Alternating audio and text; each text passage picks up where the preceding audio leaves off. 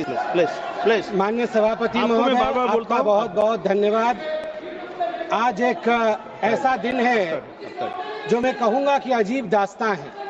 Please मुझे एक तरफ बहुत खुशी की अनुभूति हो रही है कि एक ऐतिहासिक बिल के पारित होने के समय में आज लोकसभा में मौजूद हूं, और वहीं मुझे दुख की भी अनुभूति हो रही। हम सब भारत के बच्चे यहाँ बैठे हैं और यहाँ तकरार दो पक्षों के बीच इसको लेकर हो रहा है कि क्या भारत का एक पक्ष मुसलमानों के अधिकार को छीन लेगा, क्या भारत का एक पक्ष मुसलमानों को कहीं न कहीं डरा रहा है, क्या मुसलमान आज भारत में सिमट कर रह रहा है। सभापति महोदय, मैं आज सीना ठोक के कहना चाहता हूं कि पूरे विश्व में यदि मुसलमान सर्वाधिक सुरक्षित कहीं है तो उस देश का नाम भारतवर्ष है, हिंदुस्तान है। मैं एक छोटी सी कविता पढ़ना चाहता हूं गया प्रसाद शुक्ल स्नेही जी का। किसी को नहीं बनाया दास, किसी का किया नहीं उपहास, किसी का छीना नहीं निवास, किसी को दिया नहीं त्रास, वही हम है भारत संतान, वही हम है भारत संतान।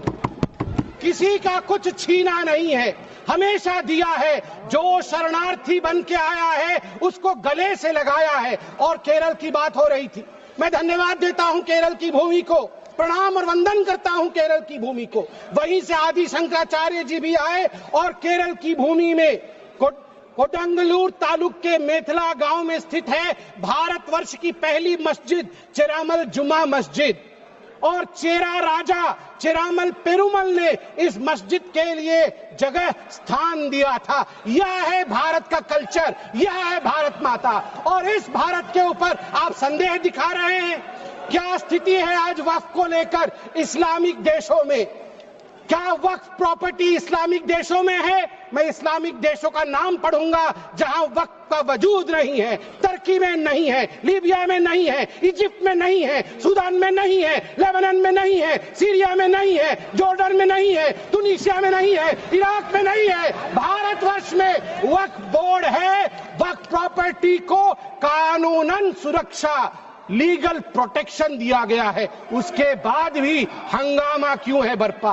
उसके बाद भी हंगामा क्यों है बरपा? मैं पूछना चाहता हूं, क्या गुनाह है मोदी जी का? क्या गुनाह है हमारा? हमारा गुनाह सिर्फ इतना है कि हम सबका साथ चाहते हैं, हम आगा खानियों का साथ चाहते हैं, हाँ हम बोहरा समाज का साथ चाहते हैं, हम पसमानदा समाज का जो पिछड़ा वर्ग है मुसलमान समाज में उसका साथ चाहते हैं, हाँ हम चाहते हैं महिलाओं का रिप्रेजेंटेशन और प्रतिनिधित्व हो। क्या ये गलती है? क्या मोदी जी गलती कर रहे हैं? आप बताइए। हम सबका विकास चाहते हैं, हम चाहते हैं वक्फ औलाद के अंतर्गत जब आपकी फैमिली लाइन समाप्त होती हो उस समय अगर एक बेवा हो, उस समय यदि तलाकशुदा महिला हो, उसको नजरअंदाज करते हुए किसी भी कीमत पर प्रॉपर्टी जो है वो वक्फ पे पास नहीं जानी चाहिए। ये अगर मोदी जी सुरक्षित महिला को सुरक्षा दे रहे हैं, सुनिश्चित कर रहे हैं, तो किसी को क्या दिक्कत हो रही है? मैं यहां कहना चाहता हूं, जहां तक दान, क्योंकि वक्फ का मतलब दान होता है और हर धर्म में, मेरी बहन अभी सिख धर्म के विषय में बता रही थी, मंत्री जी भी सिख धर्म के विषय में बता रहे थे, सेवा और दान, इसके आधार पर सिर्फ धर्म आज देश का विदेश में जाना जाता है। हिंदू धर्म, ईसाई धर्म, सब में दान का महत्व है। आदि शंकर ने आज से हजारों वर्ष, केरल के लोग भी सुन रहे हैं, मैं कहना चाहता हूं, भज गोविंदम में दान के लिए क्या कहा था?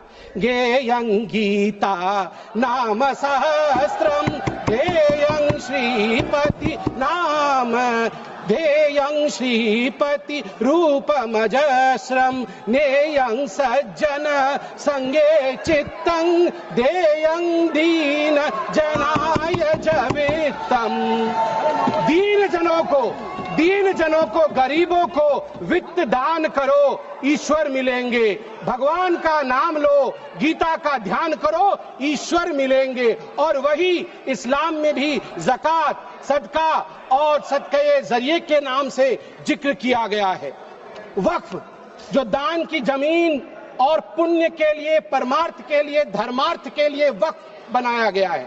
वक्फ के बोर्ड में आज जो लोग कह रहे हैं कि वक्फ एक्ट में ये जो अमेंडमेंट है ये अनकॉन्स्टिट्यूशनल है, ये किस आधार पे कह सकते हैं? 1995 में वक्फ एक्ट आया, मतलब उससे पहले से चल रहा था। 1995 एक्ट के अंतर्गत अभी हम चल रहे हैं। 1995 के बाद अब याद करिए 2013 में भी अमेंडमेंट हुआ। उससे पहले 1954 में, 1959 में, 1964 में, 1969 में और 1984 में अमेंडमेंट्स या संशोधन हुए हैं। अगर वो सारे संशोधन ठीक थे तो आज ये संशोधन अनकॉन्स्टिट्यूशनल कैसे हो सकते हैं? मैं छोटे से एक विषय को रखना चाहता हूं। आज आप देखिए, सच्चर कमेटी ने 2006 के अपने रिपोर्ट में कहा था, सच्चर कमेटी ने कहा था कि उस समय 2006 में वक्फ के पास 4.9 लाख रजिस्टर्ड प्रॉपर्टी थी। उस 4.9 लाख रजिस्टर्ड प्रॉपर्टी से मात्र वक्फ की जो कमाई हो रही थी वो उस समय 163 करोड़ की थी। मगर सच्चर कमेटी ने कहा यदि सही तरीके से इसका इस्तेमाल किया गया होता, सही तरीके से लीज दिया गया होता, फेयर मार्केट प्राइस के आधार पर किया गया होता तो 12,000 करोड़ की आमदनी होती, 12,000 करोड़ की, 10% का रिटर्न मिलता। आपको जान के आश्चर्य होगा, ये 4.9 लाख रजिस्टर्ड प्रॉपर्टी बढ़ करके हमारे समय 8.72 लाख रजिस्टर्ड प्रॉपर्टी बनी। मतलब 20,000 करोड़ से 25,000 करोड़ तक की आमदनी होनी चाहिए, मगर आमदनी हुई कितनी? 2019 से 2021 के बीच में 166 करोड़ और 2025 में आपको जान के आश्चर्य होगा, अभी माननीय गृह मंत्री जी ने बताया लीज रिकॉर्ड 0 और आमदनी 9.92 करोड़ रुपए मात्र। उस समय 2006 में 162 करोड़ और जब ये डिबेट हो रहा है तो 9.92 करोड़। प्रॉपर्टी डबल हो गई मगर पैसे घट गए। कहां गए वो पैसे, किसके जेब में गए वो पैसे? यदि ये पारदर्शिता।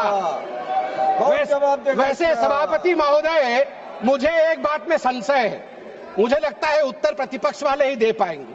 आज बड़ी चर्चा हुई है, आज चर्चा में कहा गया कि सबसे ज्यादा जमीन 3 ऐसे शख्सियत है उनके पास है, रेलवे के पास, आर्मी के पास, वो देश की जमीन है, और उसके पास वक्फ बोर्ड की जमीन है। मगर मुझे इसमें संशय है, मुझे लगता है तीसरे नंबर की जमीन तो किसी परिवार के बोर्ड के पास है। अगर सही से देखा जाए, आप ध्यान से देखिए, एक परिवार का बोर्ड है, अरे है एक परिवार का बोर्ड, उसके पास हो सकता है इससे अधिक जमीन निकले। सभापति महोदय, घंटी तो उनकी बजनी चाहिए, आप हमारी मत बजाइए। सभापति महोदय, मैं आपको अरे मैं किस परिवार के बारे में बोल रहा हूं, आप क्यों विचलित हो रहे हैं? वो उधर हैं, उधर हैं। अब आप चिंता मत करें, उधर हैं, आपको नहीं। हाँ, उधर उधर उधर आप भी जानते हैं किधर हैं, उधर हैं। चलिए आप वक्त पे आइए। देखिए, जो ये संशोधन हुए इसमें एक बहुत महत्वपूर्ण प्रावधान है कि लंबे पेंडिंग लिटिगेशंस ये नहीं होने चाहिए। मैं आपको एक आंकड़ा देता हूं, लंबे समय तक चल रहे कानूनी मुकदमे जो पेंडिंग लिटिगेशंस 2013 में 10,380 केसेस थे, जो 2025 में बढ़ करके 21,618 केसेस हो गए। अनाधिकृत घुसपैठ, एनक्रोचमेंट, ये सुनिएगा सभापति महोदय और सभी सदस्यों को कहूंगा, वंशी पोर्टल में टोटल एनक्रोचमेंट के केस 58,890 है। इसमें से लगभग 31,999 पेंडिंग एनक्रोचमेंट है, जिसमें 9,000 मुस्लिम पार्टीज है, अर्थात मुसलमानों के जमीन पर भी अधिग्रहण का काम वक्फ बोर्ड ने किया है। इसलिए जो ये बिल के बारे में आज हम चर्चा कर रहे हैं, मुसलमान भी पीड़ित है, इसलिए बिल से संरक्षण मुसलमान को भी मिलेगा और पूरे हिंदुस्तान के सभी कौम को मिलेगा। मैं अंत में इतना ही कहना चाहता हूं कि सेक्शन 40 को लेकर आज जो कहा गया, मैं बस 30 सेकंड में समाप्त करूंगा। सेक्शन 40 को लेकर आज यहां बहुत चर्चा हुई। ये जो तर्कहीन शक्ति, इरेशनल पावर दिया गया था वक्फ बोर्ड को, खुद ही इंक्वायरी करते थे और खुद ही जमीन को वक्फ में डिक्लेयर करते थे। आज देश में 515 ऐसी प्रॉपर्टी है, उसी का शहर, वही मुद्दई, वही मुंसिफ। हमें यकीन था हमारा कसूर निकलेगा। उसी का शहर, मतलब एरिया खुद ढूंढ लेंगे, वही मुद्दई, वही जाके इंक्वायरी कर लेंगे, वही मुंसिफ, वही जजमेंट भी दे देंगे। हमें यकीन था, जिसकी जमीन थी, हमें यकीन था हमारा कसूर जरूर निकलेगा। मगर सभापति महोदय, मैं धन्यवाद देना चाहूंगा आदरणीय प्रधानमंत्री श्री नरेंद्र मोदी जी का, हमारे माननीय गृह मंत्री जी का, किरण रिजिजू जी का, कि इन्होंने इस प्रकार के एक प्रावधान को यहाँ प्रस्तुत किया है जिससे देश में हम सब सुरक्षित रह सके। धन्यवाद।